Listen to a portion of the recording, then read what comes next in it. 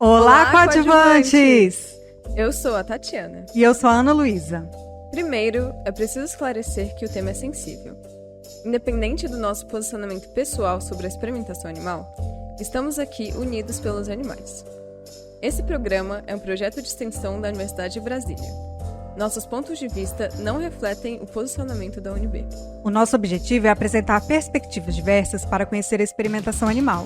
Assim, esperamos que você, ouvinte, tenha em mãos, ou melhor, disponível aos ouvidos, informações e olhares diversos para construir o seu próprio entendimento. Afinal, nosso bem é a justificativa para o uso de animais em pesquisa. Seremos apenas coadjuvantes da ciência? Hoje conversaremos com a doutora Karen Capelé, doutora em bioética, ética aplicada e saúde coletiva por associação entre a UFRJ, o UERJ, UF e Fiocruz. A Karen é coordenadora da área de bioética do Fórum Nacional de Proteção e Defesa Animal e representa as Sociedades Protetoras dos Animais no Conselho. Karen, obrigada por ter aceitado o nosso convite de participar hoje do nosso podcast. Então, hoje a gente vai conversar um pouquinho. E eu queria que você começasse contando pra gente qual foi o seu ponto de partida para você se envolver com a experimentação animal. Eu que agradeço pelo convite, estou bem entusiasmada de poder compartilhar com vocês um pouquinho do que eu penso sobre isso. E o meu contato com essa área começou assim, eu vou contar desde o começo. Desde adolescente, assim, eu já me preocupava, assim, com as relações que a sociedade tem com os animais e me incomodava, assim, achava que era injusto e tal, mas eu não entendia nada. E aí eu resolvi fazer filosofia e no curso de filosofia a gente é muito estimulado a pensar criticamente, assim, né, a se questionar sobre as coisas.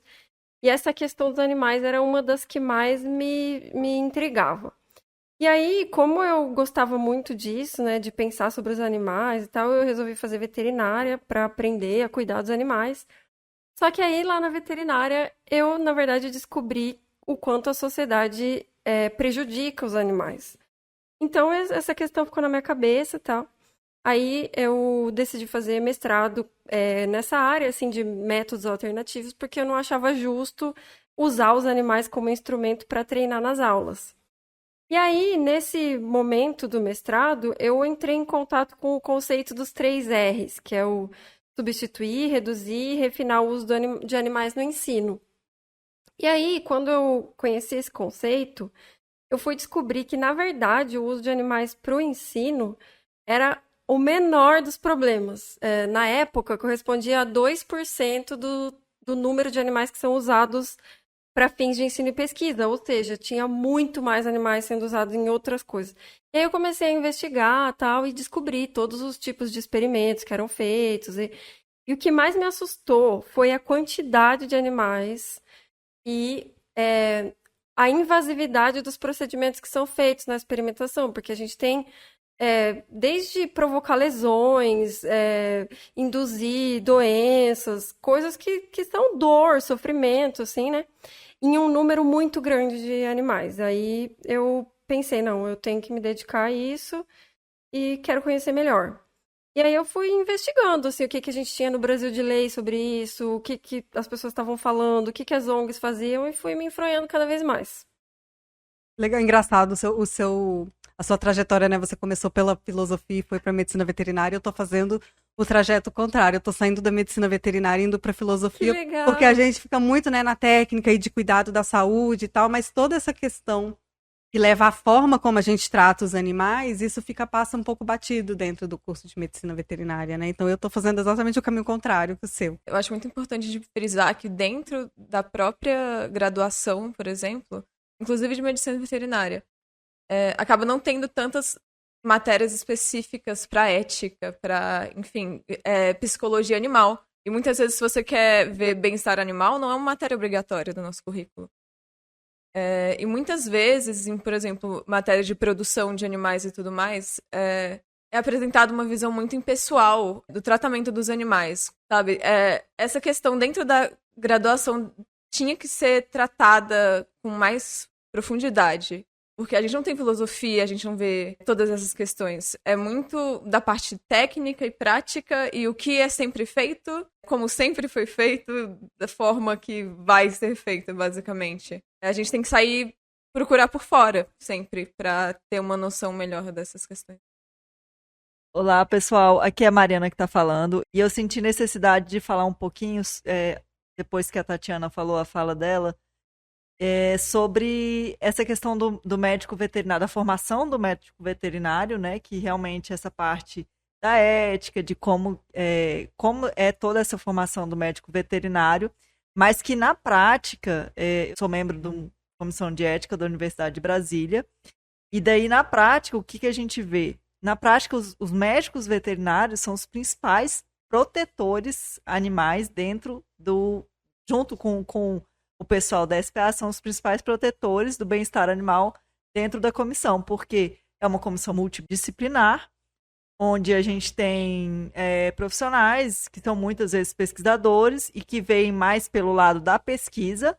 Então, se aquilo vai responder, né, uma pesquisa experimental, se aquele reagente realmente é o reagente que deve ser utilizado, se aquele teste realmente é o teste que deve ser utilizado e tudo. Mas quem vê se o animal está em sofrimento, se aquela prática é uma prática, por exemplo, se aquele uso daquele anestésico, daquele analgésico vai realmente fazer com que haja um sofrimento ou não animal, se aquele animal vai estar de fato anestesiado ou não. Às vezes a gente vê que eles querem utilizar protocolos anestésicos ou analgésicos são insuficientes para aquele determinado protocolo experimental. Então, acaba que na prática, os veterinários, eles fazem grande parte dessa proteção animal dentro da comissão de ética e que muitas vezes projetos não passam, né, não evoluem por conta dessa atuação bem robusta dos médicos veterinários.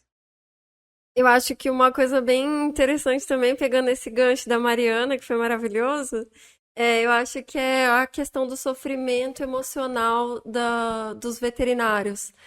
Porque a gente entra na veterinária porque muitos, né? Porque gostam de animais, porque querem cuidar de animais. Aí a gente tem aquele paradoxo que algumas espécies a gente vai cuidar, tratar e ver como paciente, e outras a gente vai matar, usar e explorar, né? Então, o veterinário, ele de certa forma entrou naquela profissão e aprendeu a cuidar. Então, olhando, né, para os experimentos e ouvindo tudo aquilo, claro que a gente vai se sentir, né, vai se sentir impelido a fazer alguma coisa. E as pessoas que têm que trabalhar com isso, muitas vezes que entrariam em conflito com os colegas, caso negassem um projeto, por exemplo, vivem um sofrimento muito grande. A gente tem visto cada vez mais, né, Ana, que a gente já conversou sobre isso, a gente tem visto cada vez mais essa questão do sofrimento dos veterinários, sofrimento emocional por lidar com o sofrimento dos animais. Até como normalmente usam o termo fadiga da compaixão para esse cansaço dos médicos veterinários e tudo mais com relação a quase um especismo, né? Tipo, não, porque gatos são animais que devem ser cuidados e ratos são animais que só servem para usar em pesquisas. Porque realmente a gente faz medicina veterinária porque a gente gosta dos animais, né? E a gente de repente se vê numa situação que é tão naturalizado, você vai entrando, quando você vê, você já foi. E não é para isso, né, que eu estudei. Mas eu entendo também que os animais precisam de nós lá. Tem que ter alguém ali que dê conta de fazer isso, né? E é por isso que eu admiro muito o trabalho das veterinárias e dos veterinários que estão lá na linha de frente, porque não é fácil. Não é fácil lidar com esse sofrimento diário. Eu também admiro muito. E acho que a proteção animal e os veterinários fazem um time muito bom. Acho que a presença do representante da proteção animal lá deve aliviar, às vezes, um pouco o sofrimento do veterinário, porque ele vê ali alguém que não está olhando para os animais só como instrumento, né? E da outra parte também é verdade. A pessoa da proteção animal também vê no veterinário alguém que pode ajudar, que está entendendo do que ele está falando ali, do sofrimento e tal. E quais seriam, então, os motivos para não fazer experimentação animal? Para mim, o principal motivo de todos é porque é injusto. Eu considero injusto fazer isso com os animais. A gente não faria isso com indivíduos que a gente valoriza e considera moralmente, então por que a gente faz com os animais, né?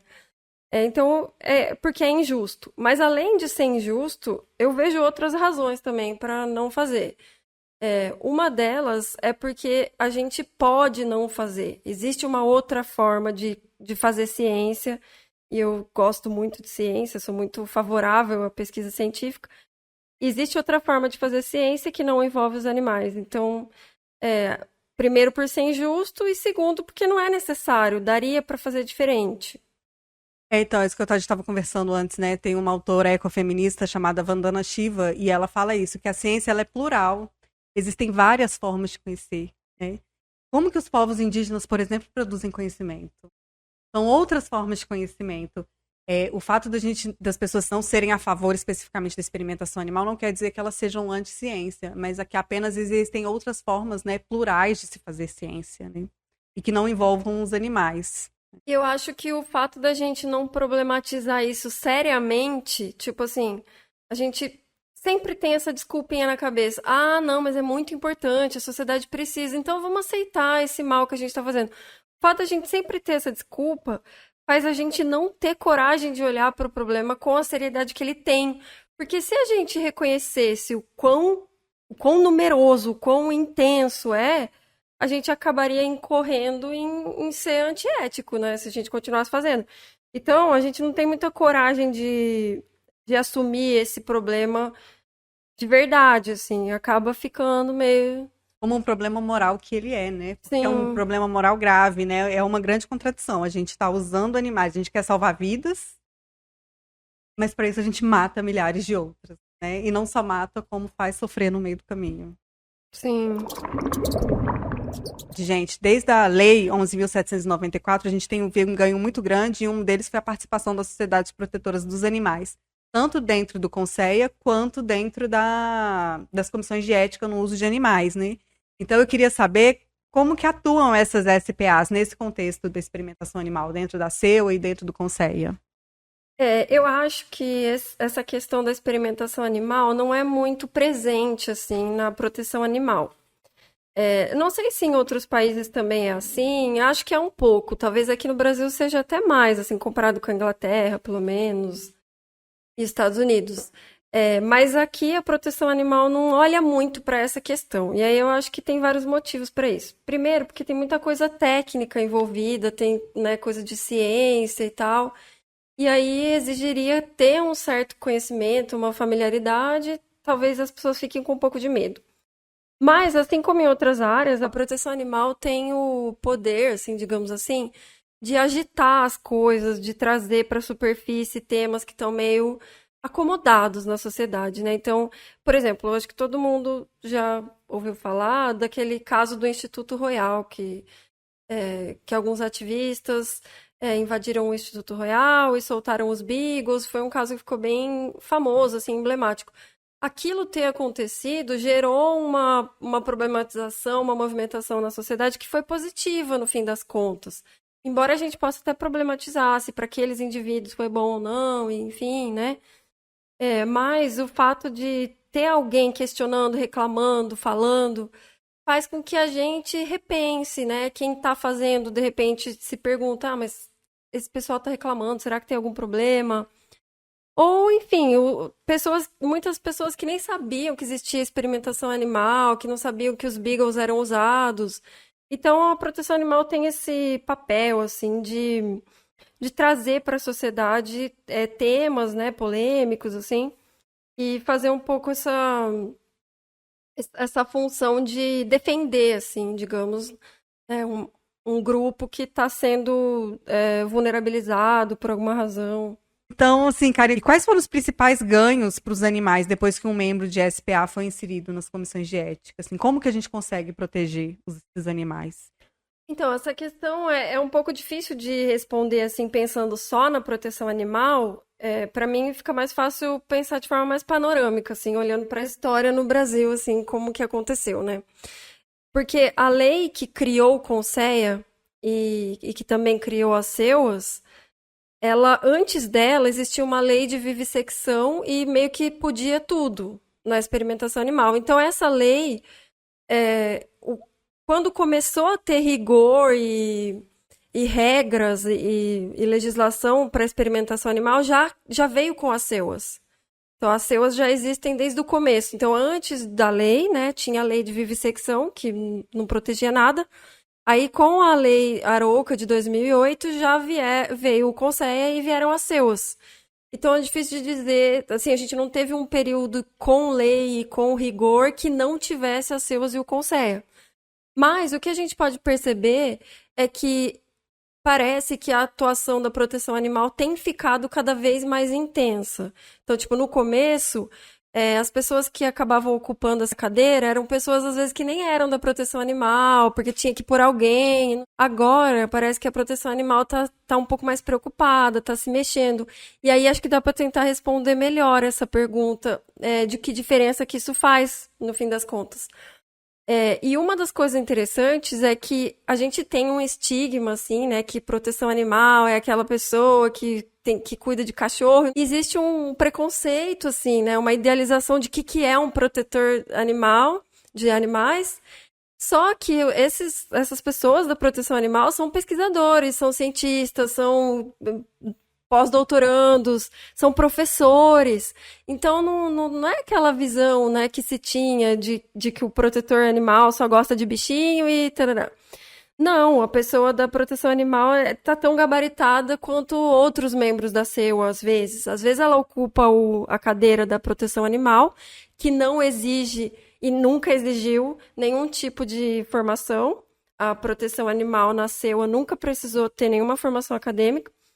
Às vezes essa pessoa ocupa essa cadeira, mas é uma pessoa que tem doutorado, que é pesquisador, enfim. Então, a presença dessas pessoas que sabem argumentar, que conseguem dialogar, que também conseguem fazer um diálogo respeitoso e também saindo um pouco daquele estigma que protetor animal é radical, que não sabe conversar. Então, eu acho que a presença dessas pessoas que sabem dialogar, que pesquisam, que se fundamentam, tem feito muita diferença, sim, porque, de repente, né, os usuários de animais, os pesquisadores, estão começando a ouvir as coisas que a gente está falando, né? Então, e às vezes a gente tem bases em comum, né? Por exemplo, você vai conversar com uma pessoa que gosta de ciência, que é pesquisador, muitas vezes essa pessoa gosta de teoria da evolução, gosta, né, de falar sobre Darwin. E às vezes, quando a gente vai tentar defender por que os animais têm que ser levados em consideração, a gente vai falar sobre a mesma coisa, a gente vai falar sobre teoria da evolução, vai falar sobre Darwin, que não tem motivo nenhum pra gente separar os humanos dos não humanos. Então, eu acho que é isso, assim. A presença de pessoas da proteção animal que estão preocupadas, interessadas e dedicadas a questionar, a problematizar com fundamento, às vezes no mesmo nível dos outros pesquisadores, eu acho que isso tem feito diferença. Bom, eu já falei aqui de uma ecofeminista, a Vandana Shiva, e a próxima pergunta tem a ver com isso. Desde o começo, desde lá dos movimentos antivivisseccionistas na Inglaterra, lá no século XIX, as mulheres já tinham um papel bem importante, né? Então tem a Frances Power Cobbe, a Anna Kingsford. Bom, gente, a Anna Kingsford, ela foi uma figura importante do movimento antivivisseccionista da era vitoriana, né? Que é no século XIX, na Inglaterra. E ela era uma figura interessante porque ela era radical, né? Dentro do movimento ela era considerada radical, porque ela, além de ser contra a vivissecção, que era como era chamada a experimentação animal, ela era também vegetariana e feminista. Então, ela fazia campanha contra as leis discriminatórias contra as mulheres da época. E, obviamente, né? Por que eu tô aqui falando muito do papel das mulheres? Porque a violência contra os animais, né? A opressão contra os animais, a opressão contra as mulheres, elas andam juntas, né? Então, a Anna Kingsford foi acusada, como muitas pessoas que ainda fazem parte da proteção animal são acusadas, mulheres principalmente, de serem sentimentalistas, né? De serem emocionais, como se isso fosse algo ruim. Como se as nossas emoções não fizessem parte dos nossos julgamentos morais, né? Isso é uma filósofa, a Martha Nussbaum, eu já citei ela aqui em outros episódios. A Martha Nussbaum traz esse olhar das emoções como parte do nosso julgamento moral. Então, essa questão, né, de se chamar de protelouca, né, dessa visão das mulheres da proteção animal serem loucas, enfim, ela é uma visão que é enviesada e que carrega aí uma discriminação de gênero bem forte. Tá? As brasileiras, eu ainda não encontrei nenhuma, mas eu queria até saber dos nossos ouvintes aí, se alguém conhecer o nome de alguma pessoa de proteção animal, de movimento antivivisecionista do começo do século, por favor, escrevam nos comentários, porque eu ainda não encontrei. E eu acredito que devam ter, porque onde tem experimentação animal tem contradição, tem alguém indo lá falar que não concorda com aquilo. Eu não sei se é exatamente esse tipo de registro que você está procurando, mas a gente tem aqui no Brasil a professora Júlia Matera. Ela é uma professora da USP e foi uma das pioneiras em métodos alternativos aqui no Brasil. Ela era professora de cirurgia e ela desenvolveu um método de técnica, de treinar a técnica cirúrgica, ensinar a técnica cirúrgica para os alunos, estudantes de veterinária, usando o cadáver com uma solução, acho que é solução de Lars, que chama. Larsen, isso. Ela que desenvolveu essa técnica para também não ser tão desagradável a experiência de mexer com cadáver, né? Não ficar tão duro, ou aquele cheiro de formal. E ela foi uma das pioneiras. E aí o grupo delas lá foi aprimorando a técnica. Eles publicaram, acho que o primeiro artigo, talvez no começo dos anos 2000, e depois eles publicaram um outro com circulação sanguínea. Então, tipo, ela foi uma pessoa que ficou com prestígio internacional, assim, nessa área de métodos alternativos. Então, assim, Karen, qual que é o papel das mulheres nesses movimentos, assim, de proteção dentro desse contexto da experimentação animal? E sobre essa questão do papel das mulheres, eu tenho uma certa ambiguidade com essa questão. Porque teve um evento que eu participei, até era o fórum que estava organizando, o Fórum Animal, e aí, de repente, eu olhei para o público, assim, só tinha mulher. Aí eu não sabia se eu tinha achado aquilo bom ou ruim, assim. Aí eu fiquei com aquilo na cabeça, assim, fui para casa, fiquei refletindo. E eu me incomodei um pouco, porque eu cheguei à conclusão que não era exatamente opcional aquilo. Que, tipo, quando a gente vê, por exemplo, protetoras, né, que estão bem sobrecarregadas, assim, em abrigo e tudo mais, muitas vezes não tem outra pessoa que faça aquilo. E tem uma coisa que me incomoda um pouco, que é essa, assim, a nossa sociedade encoraja muito a empatia e o cuidado nas mulheres. As mulheres são encorajadas a serem empáticas e cuidadoras, enquanto os homens não são encorajados a serem empáticos e cuidadores. Então, a gente tem uma sociedade que alimenta isso, né? Tipo, encoraja que uma mulher seja assim e desencoraja que um homem seja assim. E aí, na proteção animal, a gente tem praticamente, sim, carregando a proteção animal, fazendo a parte difícil, a parte pesada, são sempre mulheres. E eu, ao mesmo tempo que eu me orgulho e penso, nossa, como as mulheres são fortes, como a gente realiza coisas, né? Ao mesmo tempo que eu olho para as minhas colegas e amigas e fico feliz, né, de tudo que a gente consegue fazer, ao mesmo tempo eu penso, poxa, mas será que é opcional ou a gente tem que fazer isso porque ninguém mais está fazendo? Ou porque a sociedade delegou pra gente esse papel? Então eu tenho uma certa ambiguidade com isso, assim. Eu gostaria de ver mais, assim, queria que o ambiente fosse um pouco mais misturado, assim. Queria que os homens se envolvessem mais e tal. E aí, quando aparece um homem, geralmente é o diretor de não sei o quê, é uma pessoa em cargo de poder, ou é o professor. Não é o pessoal que tá ali na labuta, né? Você olha, assim, nessas ONGs, né, nos movimentos de proteção, é praticamente só mulher. Então, quando os homens entram, às vezes é num cargo de poder. E uma coisa uma reflexão ética, ela requer também é a gente pensar nas consequências, né, das nossas ações. E aí eu fico sempre tentando pensar, e aí ver se você tem alguma resposta. E o que aconteceria se a gente não fizesse experimentação animal? Eu não tenho resposta. Não sei. Eu também não tenho resposta. Não sei. E sempre que eu penso sobre isso, ou sempre que alguém me pergunta, eu falo assim, se alguém disser que sabe a resposta, mentira, ninguém sabe. Não tem como saber. Não tem como saber. E acho que é bem isso que você falou, uma questão de assumir responsabilidade, talvez. Porque a gente quer tudo, né? Talvez a gente precisasse ter algum prejuízo, né? Tipo, abandonando a experimentação animal, teria um certo período de adaptação até a gente conseguir se adequar de uma outra forma, e a gente teria algum prejuízo com isso. Mas a gente tem prejuízo usando animais também. E eu acho que a sociedade precisaria se envolver mais nesse debate. Só que para isso precisaria entender do que se trata.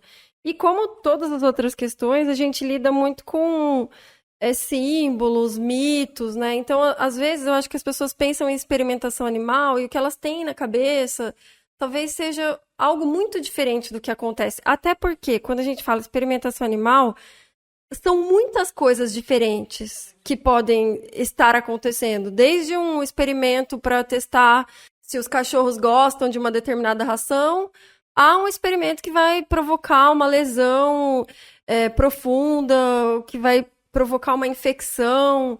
Então, né, são coisas bem diferentes. E quando a pessoa pensa em experimentação animal, não dá para saber no que ela está pensando.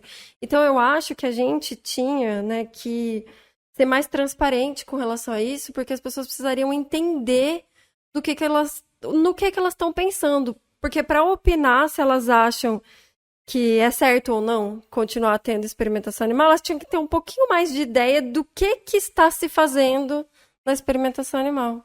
Transparência é uma coisa que tem sido discutida, né? Até onde mostrar, o que mostrar, como mostrar, né? Mas assim, eu acho que essa é um pouco a ideia do nosso podcast, né? Envolver a população para que ela saiba, porque assim, a experimentação animal ela tá acontecendo e ninguém tá nem sabendo, né? A gente tá aí andando na nossa vida, a gente não sabe. Eu acho que talvez no imaginário das pessoas, algumas pessoas, quando elas pensam em experimentação animal, elas imaginam a cura do câncer. Tipo, como assim você tá querendo impedir a cura do câncer? Só que tem várias questões. Primeiro que existe ciência sem animais. Ser contra a experimentação animal não é ser contra a ciência. No meu caso, pelo menos, é o contrário. Eu adoro ciência e sou super pró-ciência. O que o animal de laboratório representa para você? Essa pergunta a gente está fazendo para todos os participantes e é interessante, dependendo da perspectiva que ele adota, né? A ideia é vamos ver o que sai de coisas diferentes aí, de representações diferentes. Para mim, os animais de laboratório são vítimas. Eu vejo eles como vítimas. E é outra coisa ambígua também, porque eu, né, escolhi fazer veterinária justamente porque eu adoro animais, eu adoro interagir com animais. E eu gosto muito de rato. Eu tenho muita simpatia por rato. Então, tipo, pra mim são vítimas e eu quero cuidar, assim, eu quero salvar, né, digamos assim. E o que você pensa sobre o futuro do uso de animais em pesquisa? Eu acho que se a gente não for mais firme, assim, se a gente não agir com mais intensidade para que as coisas mudem, elas não vão mudar ou vão demorar muito e quem sofre tem pressa. Quem tá sofrendo agora. Então, eu acho que o futuro, né, da experimentação depende muito do quanto a gente vai se dedicar a tentar fazer alguma coisa. E aí eu acho que todo mundo pode fazer alguma coisa em seu contexto. Assim, os alunos, por exemplo, têm um poder muito grande na mão. Eles podem falar com os professores, reclamar, eles podem acionar a objeção de consciência, que é um direito constitucional. O que é objeção de consciência? É um direito garantido pela nossa Constituição de agir de acordo com os seus valores e crenças morais. Então, você sempre pode acionar a objeção de consciência para deixar de fazer algo que esteja sendo exigido de você se essa coisa for contra os seus princípios morais. Então, por exemplo, um servidor, um funcionário, um aluno, qualquer pessoa, se for exigido dela que ela faça algo que vai contra os valores morais dela, ela pode, com base na Constituição, dizer eu não quero fazer porque isso vai contra os meus princípios. E no caso do ensino, das instituições de ensino, os professores têm que fornecer para os alunos uma opção de avaliação, por exemplo, se for uma prova, um conteúdo, eles têm que fornecer uma opção se o aluno fizer a objeção de consciência. Se o aluno disser eu não vou participar dessa aula porque vai contra os meus princípios, o professor tem a responsabilidade de dar alguma outra forma para o aluno ser avaliado, assim, prova, tal, trabalho. Karen, muito obrigada pela conversa, pela participação. Fui muito feliz que você veio aqui conversar com a gente. Sim, eu que agradeço, adorei. Eu queria ficar aqui conversando a noite inteira. Adorei. Parabéns pela iniciativa de vocês. Espero que vocês continuem, porque está sendo bem legal. Obrigado, gente. Então é isso, coadjuvantes. Olá, coadjuvantes. Então, eu fiz meu dever de casa e venho aqui compartilhar com vocês algumas informações que eu reuni nos últimos meses sobre a proteção animal no Brasil. Primeiro, eu encontrei um texto da antropóloga Nádia Farage, que aproxima a revolta da vacina, que foi uma revolta urbana no Rio de Janeiro no começo do século XX, em 1904.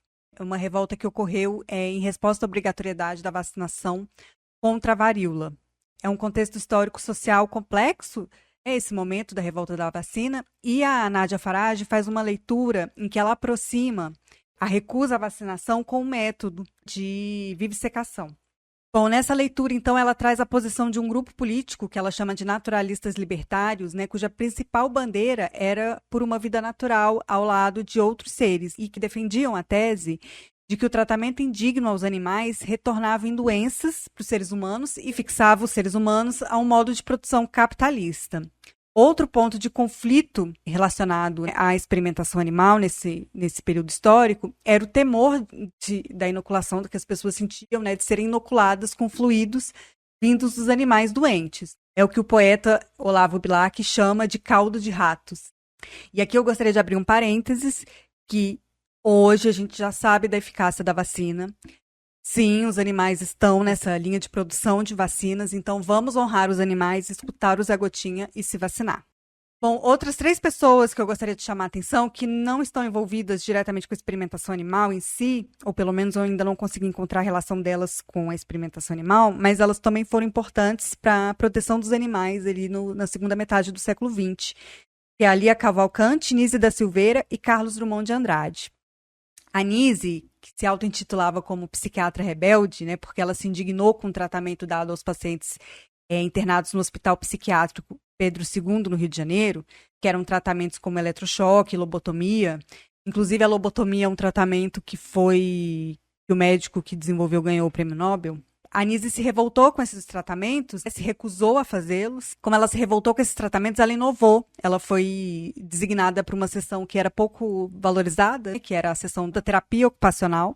E ela inovou ao tratar os pacientes, que ela chamava de clientes, como pessoas, tendo o afeto como catalisador. E não com violência, mas tratando com o afeto. E no seu trabalho, os animais tinham um papel central. E ela chamava eles de coterapeutas. Então, pacientes que não conseguiam estabelecer relações com seres humanos, que não conversavam com seres humanos de modo organizado, com os animais, esses pacientes conseguiam não só manter relações de afetos com os cães e gatos, mas também organizar a fala, tanto se relacionando quanto com o cachorro, ou quando precisavam se relacionar com os seres humanos para atender alguma necessidade do animal. Então, ela, inclusive, conta isso um dia que um paciente que não tinha uma fala organizada chega para ela e pede o dinheiro para ele ir na farmácia comprar a medicação para tratar a ferida do cachorro. A Nise enfrentou muita resistência nesse trabalho dela e alguns médicos se opunham à presença dos animais. E esse caso, ele terminou de uma forma triste com o envenenamento dos animais. Ela relata que teve um dia que 9 morreram. Então, o veneno era espalhado na comida dos animais. Esse episódio do envenenamento ele é retratado no filme Nise, com a atriz Glória Pires. Bom, ao narrar esse episódio, a Nise fala sobre uma figura importante da proteção animal no Rio de Janeiro, a quem ela recorreu para tirar os animais daquela situação, que é a jornalista Lia Cavalcante, a quem a Nise dedica o seu último livro, que é chamado Gatos, a Emoção de Lidar. Então, a Nise tem um livro só sobre gatos. Na dedicatória eu vou ler, abre aspas. A Lia Cavalcante, a mais dedicada e corajosa defensora de animais em todos os tempos no Brasil. Fecha aspas. A Lia era muito amiga do poeta Carlos Drummond de Andrade e é pelas crônicas dele que eu conheci um pouco essa história. Tem uma crônica do Carlos Drummond chamada Lia, a Louca Admirável, em que ele conta o episódio em que uma vizinha entrou na justiça para impedi-la de ter mais animais, porque ela recolhia os animais abandonados na rua, fazia campanhas de vacinação antirrábica. Então, sobre a Lia, Drummond escreveu, abre aspas, quem não aceitar essa filosofia de comportamento julgará a Lia Cavalcante apenas uma excêntrica, perturbadora da lei do silêncio e administradora de pulgas caninas. Juntos eles escreveram um jornal chamado A Voz dos que Não Falam, e é muito bom porque nesse jornal o Carlos Drummond de Andrade concede uma entrevista a uma entrevistadora muito especial, e lembrando que ele não dava entrevistas, ele concede nesse jornal uma entrevista à cadela Suzy. Ele fala sobre a relação dos humanos com os animais e a falta de respeito dos humanos em relação aos animais. É bem interessante, eu vou deixar os links aqui na descrição para quem quiser ler, tá? E se vocês conhecerem outras histórias da proteção animal aqui no Brasil ou na América Latina, compartilhem com a gente.